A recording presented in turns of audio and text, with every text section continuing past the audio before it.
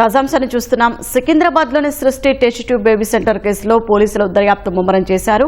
ఇందుకు సంబంధించి centre నిర్వాహకురాలు, 2 lab టెక్నీషియన్లను అదుపులోకి తీసుకున్నారు. ఇక మరింత సమాచారం మా ప్రతినిధి నాగార్జున అడిగి తెలుసుకుందాం. నాగార్జున, సృష్టి టెస్ట్ ట్యూబ్ కేసు దర్యాప్తుపై పోలీసులు ఏం చెబుతున్నారు? ఇప్పటి వరకు దీనిపై ఈ కేసుపై పూర్తి వివరాలు మరికొద్దిసేపట్లో పూర్తి వివరాలతో డీసీపీ నార్జోన్ వివరించే అవకాశం ఉంది. ఇప్పుడు వరకు తెలిసినటువంటి వివరాల ప్రకారం ఈ కేసులో మొత్తం 2 కేసులు దీనిపై నమోదయ్యాయి. సృష్టి కేసులో నమ్రత సహా 2 ల్యాబ్ టెక్నీషియన్లు, వైజాగ్ లో మరొకరిని అరెస్ట్ చేసి హైదరాబాద్ తీసుకొచ్చారు. దాంతో పాటుగా పక్కనే ఉన్నటువంటి ఇండియన్ స్పెర్మ్ టెక్ అనేటువంటి ఒక స్పెర్మ్ డోనార్ చేసేటువంటి అదొక సంస్థకు సంబంధించినటువంటి 7గురిని పై కూడా కేసులు నమోదు చేశారు. మొత్తం 2 కేసులు ఇందులో నమోదయ్యాయి. ఈ కేసులో 7గురిని అరెస్ట్ చేశారు. ఇందులో ప్రధానంగా ఇక్కడ నిర్వహిస్తున్నటువంటి సోనీ అనేటువంటి ఒక మేనేజర్ తో సహా మొత్తం ఎగ్ డోనార్, 2 బ్రోకర్లు సహా మొత్తం 7 మందిని ఇందులో అరెస్ట్ చేశారు. వీళ్ళంతా కూడా పలు ప్రాంతాలకు ఇక్కడ ఉన్నటువంటి స్పెర్మ్ ని ఇల్లీగల్ గా వీళ్ళు తరలిస్తున్నట్టుగా తెలుస్తుంది. పలు ఫెర్టిలిటీ కేంద్రాలకు సంబంధించినటువంటి ఐవీఎఫ్ కేంద్రాలకి వీళ్ళతో సంబంధాలు ఉన్నట్లుగా గుర్తించారు. ఎవరైతే అద్దె గర్భాలకి కోసం వస్తున్నారో ఫెర్టిలిటీ సెంటర్లకు, అందులో కావాల్సినటువంటి స్పర్మ్ కు సంబంధించినటువంటి శాంపిల్స్ ఇక్కడి నుంచి తీసుకోవడం, ఈ ఎగ్ ని క్రియేట్ చేసేందుకు ఇందులో కావాల్సినటువంటి స్పర్మ్ ని ఇక్కడి నుంచి తీసుకోవడం, ఈ ఇల్లీగల్ దందా కొనసాగిస్తున్నట్టుగా పోలీసులు గుర్తించారు. ఇప్పటి వరకు గోపాలపురం పోలీసులు ఇందులో 7, అందులో 4 అరెస్ట్ చేశారు. ప్రస్తుతం వాళ్ళకి గాంధీ ఆసుపత్రిలో వైద్య పరీక్షలు నిర్వహిస్తున్నారు. అనంతరం సికింద్రాబాద్ లో ఉన్నటువంటి జడ్జి క్వార్టర్స్ లో న్యాయమూర్తి ఎదుట హాజరుపరిచి వాళ్ళని రిమాండ్ అందించే అవకాశం ఉంది. మరోవైపు ఈ కేసులో మరికొంతమంది ఈ బ్రోకర్ల ద్వారా వీళ్ళు ఎవరెవరిని కాంటాక్ట్ అయ్యే వివరాలను, పూర్తి వివరాలు తెలుసుకోవాలని పోలీసు అధికారులు భావిస్తున్నారు. కాబట్టి ఇందులో ఈ స్పెర్మ్ కి సంబంధించినటువంటి ఇండియన్ స్పెర్మ్ టెక్ అనేటువంటి ఈ సంస్థలో ఎవరైతే బ్రోకర్ ఉన్నారో వాళ్ళ ద్వారా కీలకమైనటువంటి వివరాలు సేకరించే పనులు ఉన్నారు. వాళ్ళు ఎవరెవరికి ఇప్పటి వరకు ఇల్లీగల్ గా ఇక్కడి నుంచి సరఫరా చేశారు, వీళ్ళకి ఉన్నటువంటి అనుమతులు ఏంటి, ఎంతవరకు అనుమతులు ఉన్నాయి, ఏ పేరు మీద అనుమతులు తీసుకున్న వ్యవహారం మీద దర్యాప్తు ప్రారంభించారు. దీనికి సంబంధించినటువంటి పూర్తి వివరాలు మరికొద్దిసేపట్లో నార్జోన్ డీసీపీ రష్మి పెరుమాళ్ వివరించే అవకాశం ఉంది. ఇప్పుడు ఈ స్పెర్మ్ టెక్ సంబంధించినటువంటి కేసులో పంకజ్, సంపత్, శ్రీను, జితేందర్, శివమణికంఠ, బోరాలను అరెస్ట్ చేశారు. దాంతో పాటుగా సోనీ అనేటువంటి ఒక మేనేజర్ ను కూడా అరెస్ట్ చేశారు.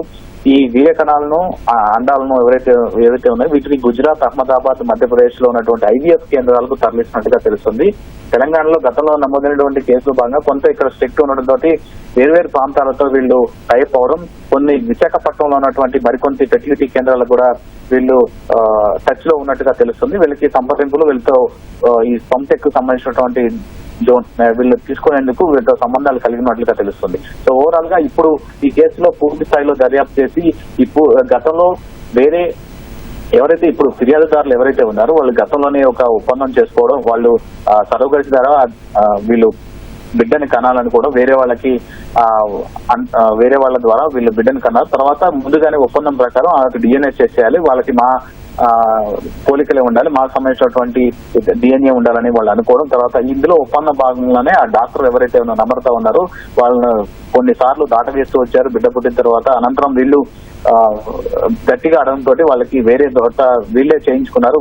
ఈ డిఎన్ఏ టెస్ట్ చేయించుకోవడంతో తమ డిఎన్ఏ తోటి మ్యాచ్ అవ్వలేదని తెలియడంతో ఇప్పుడు వీళ్ళు వచ్చి ఫిర్యాదు చేయడం జరిగింది. అయితే వీళ్ళు ఫిర్యాదు చేయడానికి వచ్చిన సమయంలో కూడా ఈ విషయాన్ని బయటికి రాకుండా గతంలో వీళ్ళు 30 లక్షలు, సుమారు 30 లక్షల చేత ఈ అద్దె గర్భానికి సంబంధించినటువంటి ఒప్పందం కుదుర్చుకున్నారు.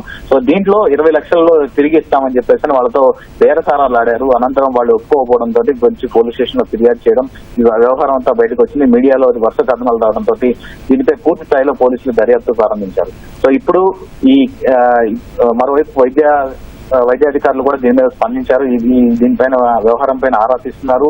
సో డిఎంహెచ్ఓ కూడా ఆరా తీస్తున్నారు. మరోవైపు ఇప్పుడు ఈ సృష్టి సంబంధించిన ఫెర్టిలిటీ సెంటర్, దాని పక్కనే ఉన్నటువంటి ఈ స్పెర్మ్ టెక్ అనేటువంటి సంస్థ రెండింటినీ కూడా సీజ్ చేసే ఆలోచనలో ఉన్నారు.